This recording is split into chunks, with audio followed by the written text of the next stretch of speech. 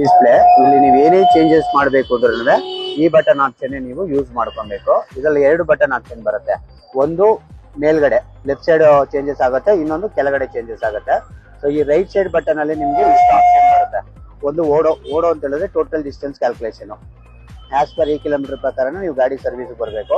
First service ಬಂದು ನಿಮಗೆ 1000 kilometres or 30 days from the date of purchase of motorcycle whichever is earlier. ಎರಡರಲ್ಲಿ ಯಾವ್ದು ಬೇಗ ಬರುತ್ತೆ ಅದ್ರ ಪ್ರಕಾರ ಬರಬೇಕು. ಅಗೇನ್ ಪ್ರೆಸ್ ಮಾಡಿದ್ರೆ ನಿಮಗೆ ಟ್ರಿಪ್ ಒನ್ ಅಂದ್ರೆ ಡಿಸ್ಟೆನ್ಸ್ ಕ್ಯಾಲ್ಕುಲೇಷನ್. ಸೊ ಇಲ್ಲಿಂದ ಮನೆಯಿಂದ ನೀವು ಬೇರೆ ಕಡೆ ಹೋಗ್ತೀರಾ ಅಥವಾ ಒಂದು ಟ್ರಿಪ್ ಹೋಗ್ತೀರಾ ಅಂದ್ರೆ ಎಕ್ಸಾಕ್ಟ್ ಡಿಸ್ಟೆನ್ಸ್ ನ ನೀವು ಕ್ಯಾಲ್ಕುಲೇಟ್ ಮಾಡ್ಕೊಬಹುದು. ಸೊ ಇದನ್ನ 0 ಮಾಡಬೇಕಾದ್ರೆ ಸೇಮ್ ಬಟನ್ ಇದೆಯಲ್ಲ, ಲಾಂಗ್ ಪ್ರೆಸ್ ಮಾಡಿ ಗೆಟಿಂಗ್ 0 ಅಗೇನ್ ರೀಕ್ಯಾಲ್ಕುಲೇಟ್ ಮಾಡ್ಕೊಬಹುದು. ಹೌದು, ಅಗೇನ್ ತಿರ್ಗಾ ಪ್ರೆಸ್ ಮಾಡಿ ಟ್ರಿಪ್ 2. ಇವಾಗ ಟ್ರಿಪ್ 1 ಆಲ್ರೆಡಿ ನಾನು ಎರೇಸ್ ಮಾಡಿಬಿಟ್ಟೆ. ಆಲ್ಟರ್ನೇಟಿವ್ ಟ್ರಿಪ್ 2 ನಲ್ಲೂ ಬರುತ್ತೆ ನಿಮಗೆ. ಇದನ್ನು ಲಾಂಗ್ ಪ್ರೆಸ್ ಮಾಡಿದ್ರೆ ಗೆಟಿಂಗ್ 0 ಅಗೇನ್ ರೀಕ್ಯಾಲ್ಕುಲೇಟ್ ಆಗುತ್ತೆ.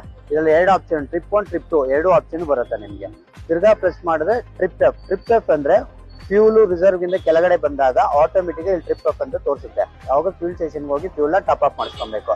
ಈ ವೆಹಿಕಲ್ ಅಲ್ಲಿ ಆನ್ ಅಂಡ್ ಆಫ್ ರಿಸರ್ವ್ ಬರಲ್ಲ, ಯಾಕಂದ್ರೆ ಇದು ಫ್ಯೂಲ್ ಇಂಜೆಕ್ಷನ್. ಈ ಓಲ್ಡ್ ವೆಹಿಕಲ್ ಅಲ್ಲಿ ನಿಮ್ಗೆ ಯಾವ್ದ್ರಲ್ಲಿ ಇದೆ ನೋಡಿ, ಆ ವೆಹಿಕಲ್ ಆನ್ ಅಂಡ್ ಆಫ್ ಬರುತ್ತೆ, ಇದು ಆನ್ ಅಂಡ್ ಆಫ್ ಬರಲ್ಲ. ನಿಮ್ ರಿಸರ್ವ್ ಹೆಂಗೆ ಕಂಡುಹಿಡಿಯೋದು ಅಂದ್ರೆ ಟ್ರಿಪ್ ಅಪ್.